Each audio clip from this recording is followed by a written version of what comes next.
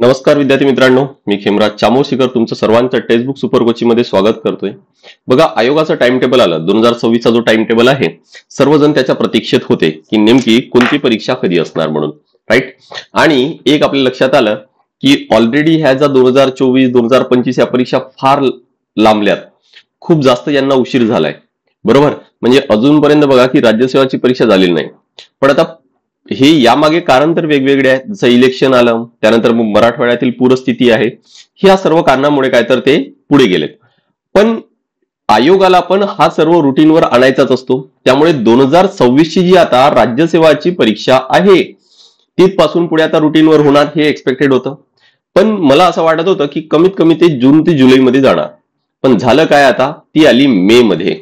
आणि विद्यार्थी आणि इव्हन आम्ही फॅकल्टी सुद्धा सर्व शॉक मध्ये आहोत की आता इथून जर पाहिलं, लेट्स से की कोणी जर नवीन विद्यार्थी असेल आणि आजपासून अभ्यास करायला सुरुवात करताय, किंवा आपण म्हणू की या पुढच्या एक आठवड्यात करणार दिवाळी आहे, दिवाळी नंतर सुरू करत आहे, म्हणजे नोव्हेंबर पासून आपण कन्सिडर करू तर नोव्हेंबर डिसेंबर जानेवारी फेब्रुवारी मार्च एप्रिल आणि मे 7 महिने आहेत, है ना। तशी 31 मे ला आहे, त्यामुळे मेच्या शेवटी आपण मे महिना पूर्णच कन्सिडर करू।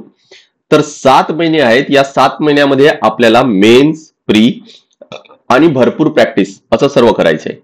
कोणी जर ऑलरेडी परीक्षा देतोय आणि समजा की या वर्षीची राज्यसेवा देत आहे, पण काही कारणामुळे तो जर कट ऑफ क्लिअर नाही करू शकला तर त्याला पुढच्या वर्षी द्यायची आहे। मग त्यासाठी आपण कन्सिडर करू की 6.5 महिने आहेत, राईट ना। म्हणजे 6.5 ते 7 महिने आपण सर्वांसाठी कन्सिडर करून चालू की इथून आहेत म्हणून, राईट। हा, काही असे विद्यार्थी पण असतील की ज्यांनी ऑलरेडी मागच्या 3-4 महिने किंवा 5-6 महिन्यापासून अभ्यास सुरू केलेला आहे, पण त्यांचा टार्गेट 2026 आहे। तर या सर्वांनी नेमकं या पुढच्या आता पिरियडमध्ये काय करायला पाहिजे। ऑब्वियस आहे की प्रत्येकाची परिस्थिती ही वेगवेगळी आहे।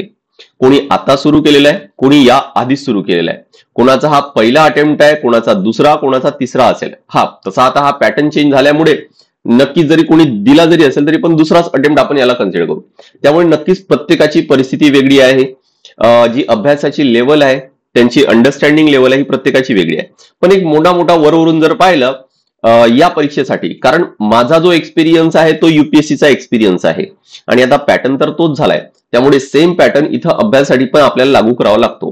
हा, थोडेफार 1 महिना 2 महिना मागे पुढे कोणाला प्रीसाठी जास्त द्यावं लागेल, कोणाला मेनसाठी द्यावं लागेल, कोणाला रायटिंगसाठी कमी तर कोणाला जास्त, हे थोडेफार चेंज करावे लागतील आपल्या गरजेनुसार। त्यासाठी आपल्याला स्वतःचा अभ्यास, स्वतःची लेवल ही माहीत असणं गरजेचं आहे, बरोबर। पण एक मी वरवरून तुम्हाला 7 महिने पुढे तुम्हाला काय करायचं आहे हा स्वतःला थोडासा जो प्लॅन सांगतोय मी, हा स्वतःला ओळखून थोडासा मॉडिफाय नक्कीच करायचा आहे, है ना।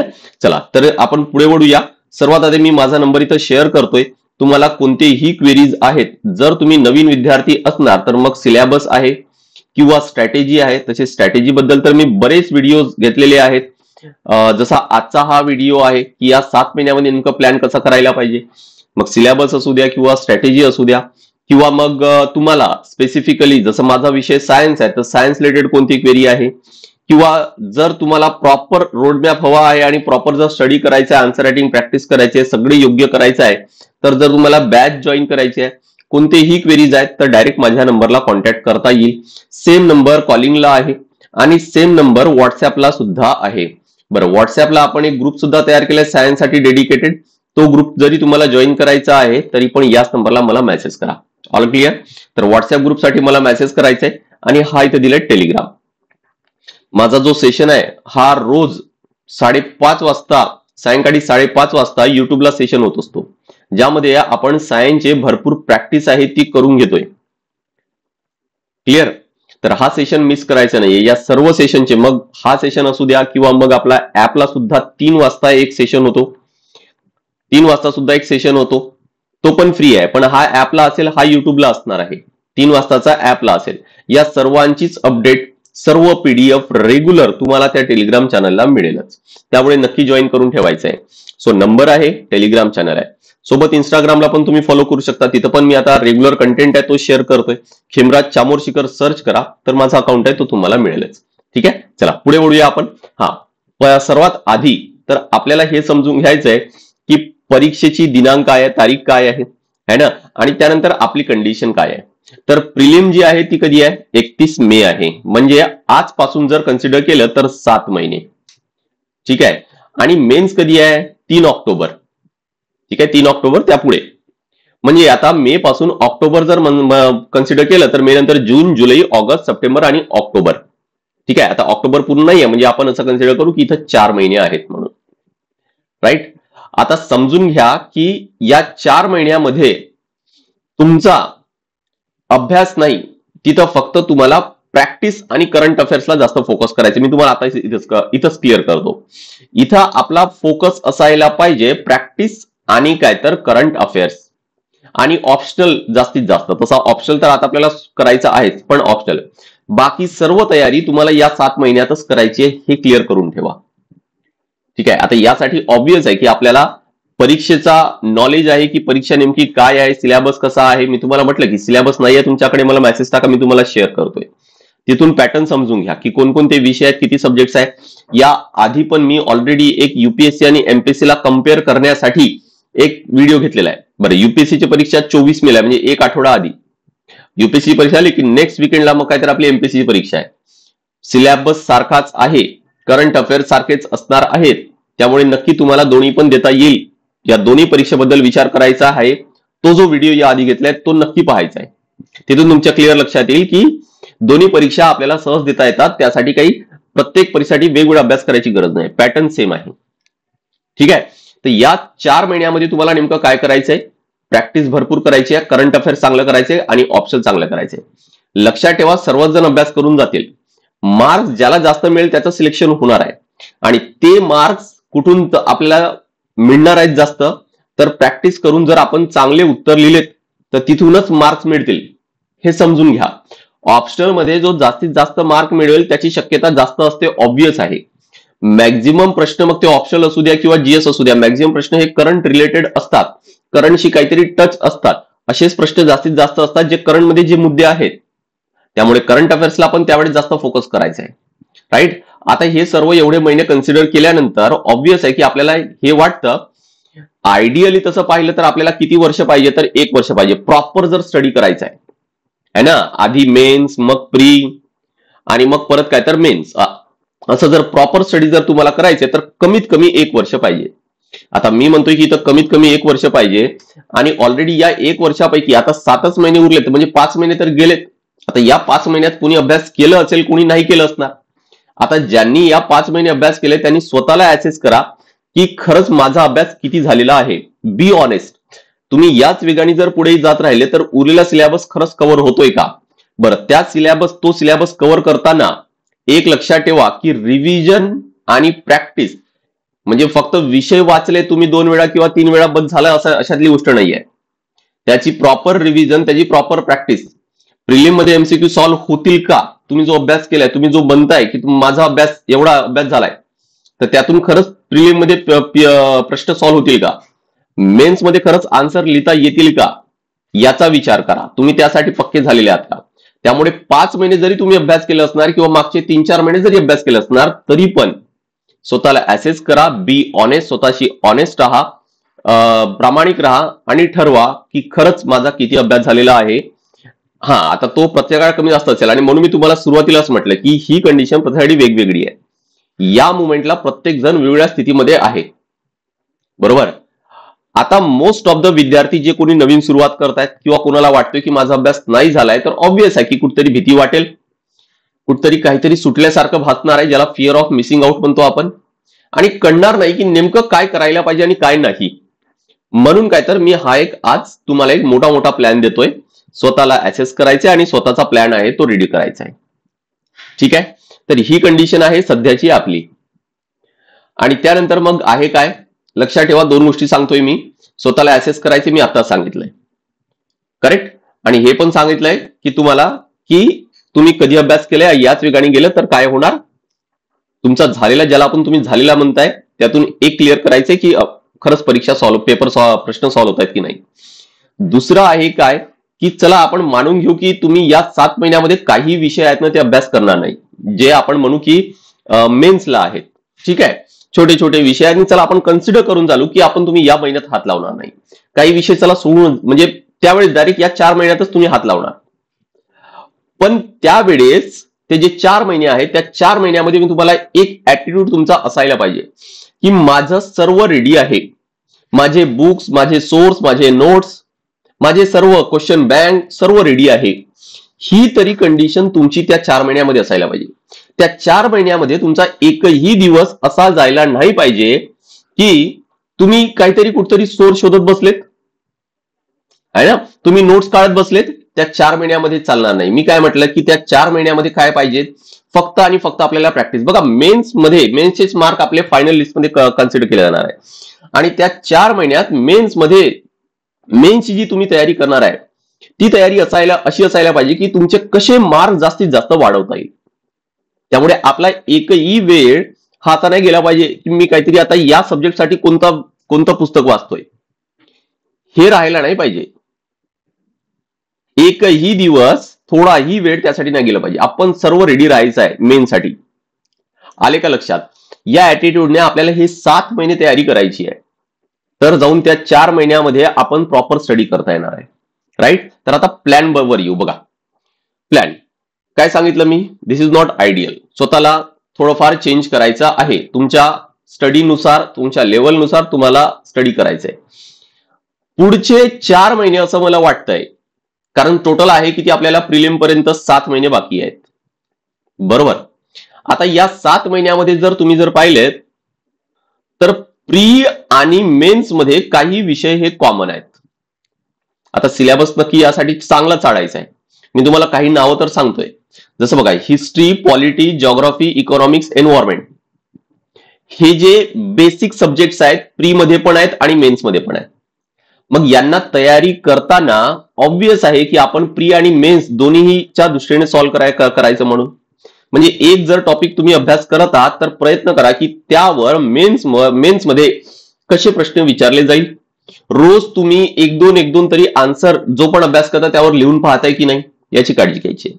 त्यावर हा अभ्यास करायचे की प्री मध्ये नेमके कसे प्रश्न विचारले जातात, एमसीक्यू कसे विचारले जातात, ते जर विचारले तर तुम्हाला सॉल्व्ह करतायत की नाही, पीवायक्यू सॉल्व्ह होत आहेत की नाही हे समजून घ्यायचे. सो हे सब्जेक्ट तुम्हाला तर रेडी एनी हाऊ करायचे आहेत. आणि हे जर तुम्ही केलेत तर असं समजा की तुमचा प्री आणि मेन्सचा मोस्ट ऑफ द, मी म्हणतोय की मोस्ट ऑफ द, आता मेन्सला आपण म्हणू की मेन्सचा इथं अर्धाच होईल कदाचित, कारण मेन्समध्ये बरेच छोटे छोटे विषय आणि ऑप्शनचे 2 विषय वेगळे आहेत, 2 पेपर वेगळे आहेत. ठीक आहे, त्यामुळे मेन्सचं म्हणू की आपण तिथं अर्धा होतोय म्हणून, पण प्रीचा मोस्ट ऑफ द इथं होतोय. म्हणजेच काय की हे जर तुम्ही एवढे जर विषय जर केलेत तर तुमचा प्रीचा बऱ्यापैकी अभ्यास झालाय, मेन्सचा थोडाफार अभ्यास झालाय. बरं, जसं मी मग सांगितलं की जे 4 महिने आपल्याला मिळणार आहे मेन्ससाठी त्यामध्ये आपल्याला प्रॅक्टिस जास्तीत जास्त करायचंय. मग फक्त मेन्स मध्ये जे सब्जेक्ट्स आहेत कोणते, जसे फॉर एक्झाम्पल वर्ल्ड हिस्ट्री आहे, सोसायटी आहे, गव्हर्नन्स आहे, ऍग्री आहे, सिक्युरिटी आहे, एथिक्स आहे, करंट अफेअर्स आहे, टेक्नॉलॉजी, जसं सायन्स, जनरल सायन्स म्हटलं तर प्रिलिमला आहे, टेक्नॉलॉजी जर म्हटलं, तंत्रज्ञान म्हटलं तर आपल्याला ते मेन्सला आहे, आणि विशेष म्हणजे काय तर अजून मग ऑप्शनल. हे तुमचे ऍटलिस्ट या विषयांची आयडिया तुम्हाला असायला पाहिजे. या विषयांचे नोट्स आहेत, बुक्स आहेत, ते सर्व तुमचे रेडी असायला पाहिजे. तुमची ऍटलिस्ट एक वेळा तरी तुमची या 7 महिन्यामध्ये रिडिंग झाली असली पाहिजे.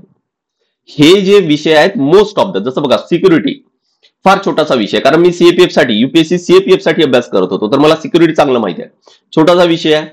टेक्नॉलॉजी मी शिकवतोय तर मला माहित आहे की फार काही नाही आहे, छोटासा आहे भाग, 3-4 प्रश्न त्यावर असतात म्हणून. राईट?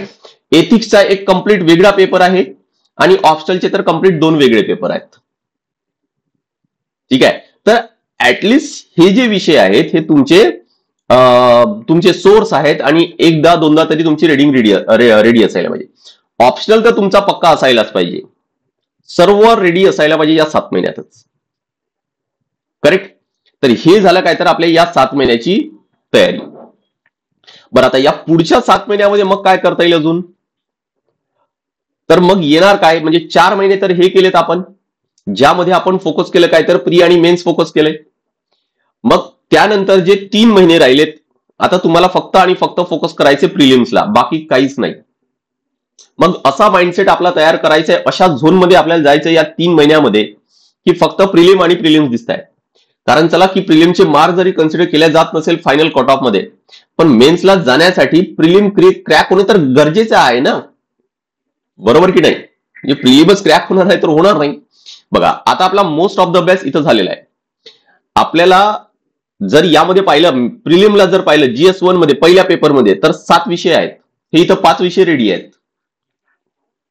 मेन जो विषय आहे तुम्हाला प्रिलिमसाठी तो येतो काय तर हा सायन्स, जो फक्त प्रिलिमला आहे. युपीएससी मध्ये जनरली तो प्री आणि मेन्सला सारखाच आहे, कारण तिथे टेक्नॉलॉजी करंट रिलेटेड जास्त विचारतात.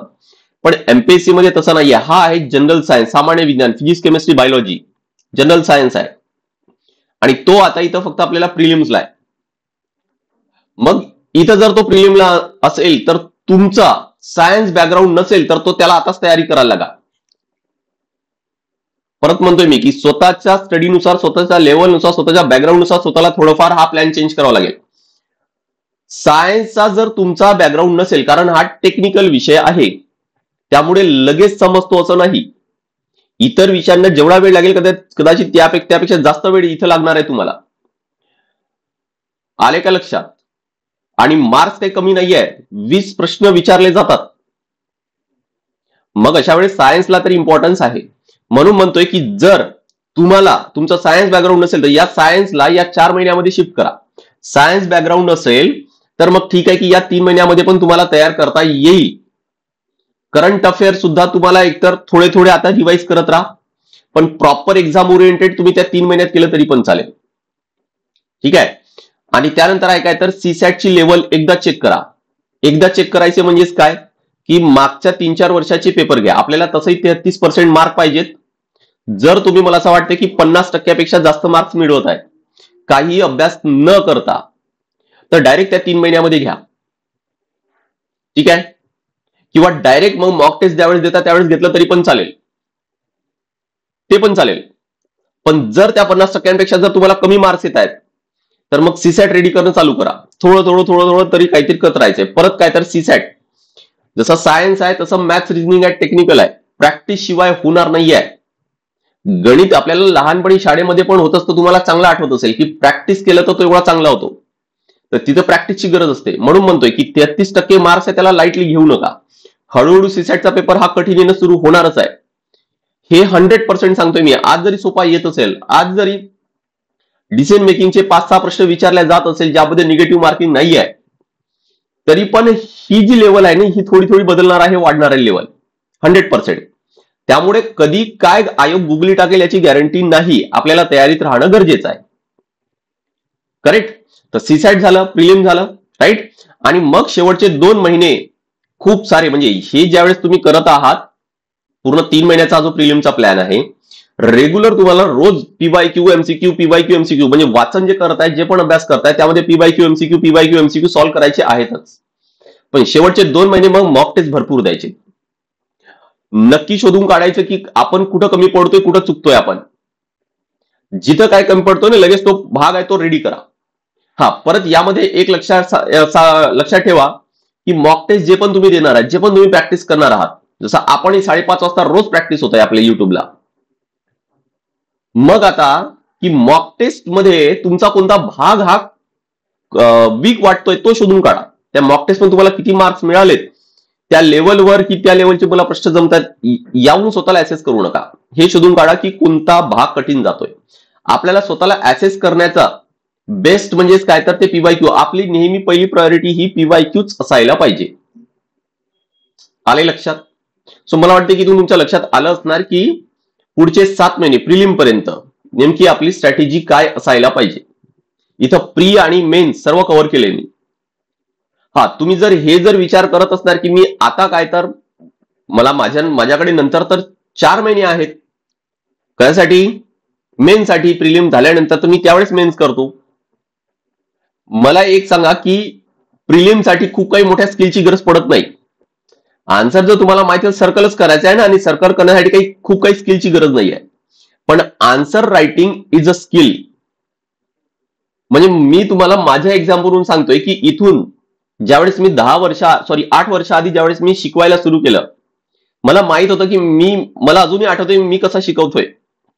आणि मी आज जेवढा कॉन्फिडंट आहे त्यावेळेस नव्हतो तेवढा कॉन्फिडंट. आणि मला हे पण माहित आहे की इथून पुढच्या 5-10 वर्षानंतर अजून जास्त कॉन्फिडंट होणार आहे, अजून चांगलं शिकवणार आहे, अजून चांगले नोट्स बनवणार आहेत. Because this is the skill. स्किलला तुम्ही जेवढा वेळ द्या तेवढे ते चांगले होत जातात. आणि answer writing is a skill, आणि तुम्ही त्याला जर वेळ दिलं नाही तर कोणीतरी तुमच्या पुढे नक्की जाईल. आणि ही स्पर्धा परीक्षा आहे. स्पर्धेमध्ये आपण पुढे आहोत तर आपल्याला पद मिळेल, पोस्ट मिळेल, अदरवाईज नाही.